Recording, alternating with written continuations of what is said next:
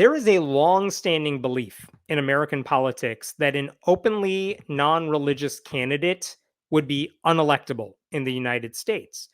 And Gallup, every few years, Gallup does a poll where they ask people some version of the following question. Would you vote for a presidential candidate from your party if they were well qualified and they happen to be a blank?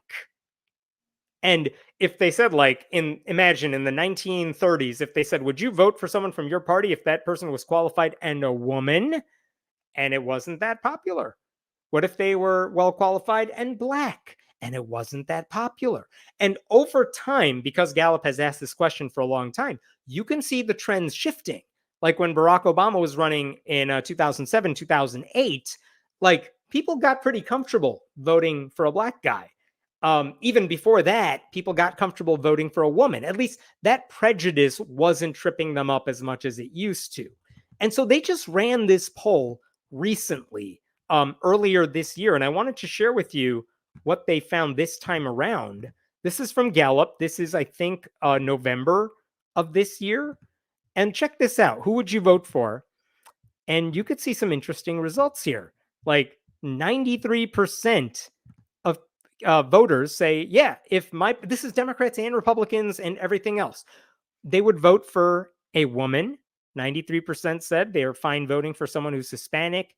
92% Catholic, Black, Jewish is up there. Look at gay or lesbian at 74%. I mean, it's not where I want it to be. I wish it were higher, but it's much higher than it used to be a decade or two ago, right? And so then we start scrolling down, and then we get to the interesting ones right here. Like, would you vote for a Muslim? 71%. Low, but higher than what it used to be. How about an old dude over the age of 70? Well, Biden was still in the race at the time, and Trump is obviously the oldest candidate ever at this point. 63% said, yeah, I guess so. Look down, over the age of 80, and now it's really low. Okay, but look at atheist. Only 60% of people would vote for an atheist, even if that person was their nominee. And I've always argued that the reason it's as low as it is because you've never seen an openly atheist presidential candidate. If there was one, you would see that number go up. Even socialist, thanks, Bernie, we're beating the socialists. Socialists is at 42%, but guess what? Before Bernie Sanders ever ran for president, that thing was like really low. So the fact that Bernie Sanders made it possible for a Democratic socialist to be in the hunt meant more people got comfortable with it. So that's the idea. So being an open atheist is still hard if you're in politics. And there's a reason there's only one openly atheist member of Congress right now, Jared Huffman of California. But what I have found over the past several years is that at the state level, when people are running for state house and state senate, they are more likely to come out than ever before using their non-religious label. And this is fascinating to me because I'm like, I hope this doesn't hurt you politically. And a lot of candidates are saying, no, this is just who I am. I don't want to hide it from my constituents. Let me put it out there. I'm not running because I'm an atheist. I'm not running because I'm going to, legislate my atheism. But I'm an atheist who wants to help you fix the potholes. You know what I mean? That's how they're running, and they're not afraid of that. And so for the past several election cycles, I've been trying to track this with the help of the Center for Free Thought Equality, which is like the political arm of the American Humanist Association. And this week, I was finally able to publish my spreadsheet of these candidates. And this is the link I shared earlier. I'll leave it in the YouTube notes below. But this is a list of the members of the Congressional Free Thought Caucus, the candidates for U.S. House who are literally, they're running to be in Congress, and they are, as you could see right over here, they are atheist, apatheist, agnostic, not religiously affiliated. Like, they run the gamut of non-religious labels. And again, most of those people running for Congress, they're doing it in deep red districts. They probably will lose, but if and when that happens, they're not going to, I promise you this, they're not going to lose because they're non-religious. They're going to lose because any Democrat in those races is going to have a rough go. But all those people won their primaries. They're the candidate on the ballot this November. And then we get to the state legislatures. And I know there's a lot of information here. The ones in light blue, like right over here, those ones in light blue, they haven't had their primaries yet. Those are coming up in the next couple of weeks. But everyone else on this list, they have won their primaries. They are on the ballot come November. The people in green have already won their races because they're unopposed or they're not on the ballot this time around.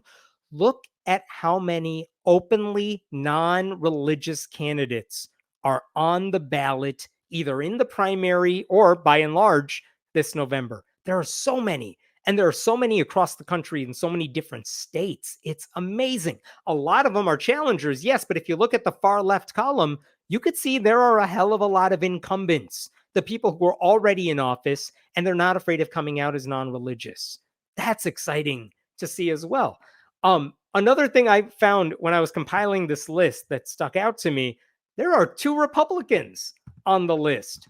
One of them is a New Hampshire state representative. His name is Brandon Finney. He has an interesting story because he was voted in as a Republican.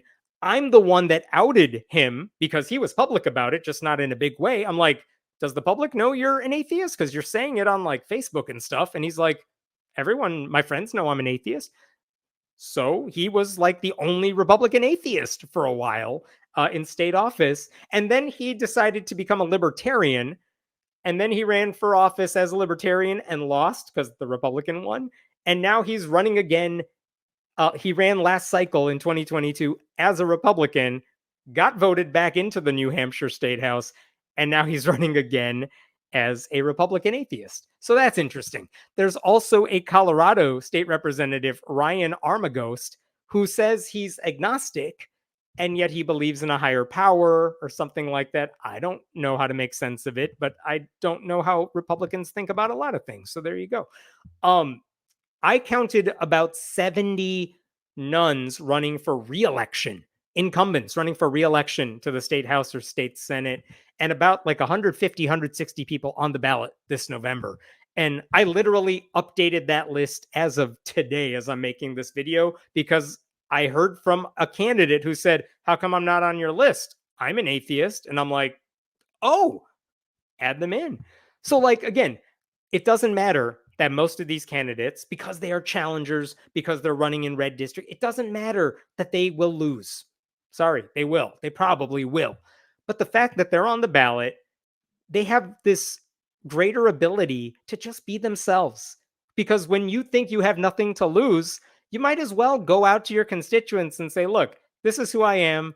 This is what I stand for. I don't have to play it safe. So I want your vote. And you know what? If you live in a red state or you live in a red district, I promise you that a lot of progressive voters are so desperately looking for a candidate they can actually support that when there's an option on the ballot, it doesn't matter if that option is going to lose. They're really excited to go out and vote. And in that sense, you actually get this bottom up effect. Like the Kamala Harris's and the governors and things like that, they get to ride the coattails of those local races because someone who wasn't going to vote in a red state, because why does it matter, decides, I want to vote for this blue candidate who's an open atheist. Holy crap.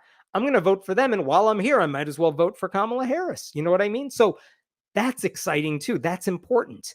And again, I used to think it would be impossible to find openly atheistic candidates, and there are so many now. So by coming out as non-religious too, you know, they're never making it the center of their campaigns, but they are making it easier for other people to follow in their footsteps. I think this is the 4th year I've put together a spreadsheet like this, and the number of candidates have always gone up. Every single time it keeps rising, which is super exciting. And so I just wanted to share that with you. I will leave a link to the spreadsheet in the YouTube video for this, but check out the list. If you know anyone who's running, who's not on the list, that should be on the list, I would love to add them. And that's what I'm going to be doing election night. I want to update that list and find out how many winners there are, because I think that'll say a lot about where we're heading in states, as a country, etc. And I'll thanks for starring this here. Hema, when are you gonna run?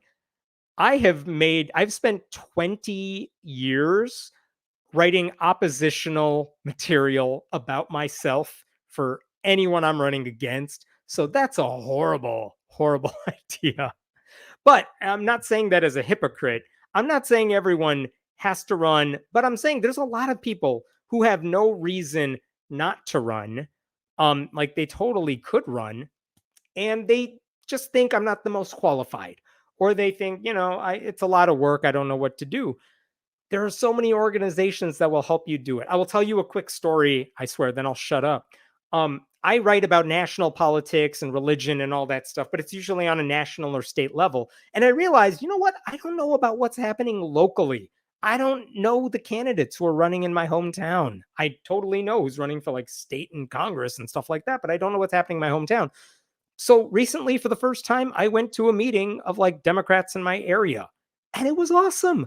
Like, I want to get involved now. Doesn't mean I'm going to run because I actually want Democrats to win. But the problem I see so many times is the people you want to be on the school board and on city council and things like that.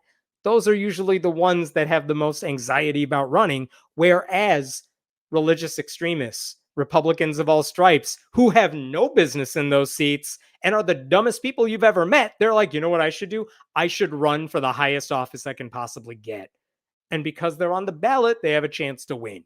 And sometimes they do, and it's really bad. So please consider running for something. It doesn't have to be a big deal. Run for something local if you can. We need more smart, sensible people. And I just want to make this caveat clear in case it's not clear. I am not saying that every non-religious person, even on that spreadsheet, I'm not saying they are all good politicians or even ones I support. And I'm definitely not saying that religious candidates are not people I would support. I've voted for religious people in every election I've ever voted for, oftentimes very happily. But it would be nice and it would help break the stigma if we had more non-religious candidates. And part of the reason for that is if you think about who are the most famous atheists you can think of, it's probably someone who's written a book, those like new atheist authors. Maybe it's a comedian. Maybe it's a famous scientist, something like that. Those are probably the famous atheists, or some idiot who argues on YouTube about random stuff. But what is the job of a politician, especially at the state level where they don't get a lot of media coverage? You know what I mean? What's the job of a politician? In theory, it's to make everybody else's life better. Like, there is no job you can do outside of like ER doctor, you know what I mean? Or cancer doctor, where your job is to help other people and you have the power to do it and take votes on that. And I think if we had more atheists in public office, this theoretically selfless job, a public service job, it would actually decrease the stigma of that word atheist. Because imagine what the conversations would be like if it's like, oh, here's an atheist in the news and they're fighting against chaplains in schools, which I support, but it's not heartwarming, versus here's an atheist in office who is fighting to make sure kids can get free lunch in schools. Think about what that would do. That would be huge. So again, it doesn't matter. It doesn't have to be at the state level. It could be school board. It could be city council. It could be local school district. Doesn't park district. Whatever it is, run for something. It's important.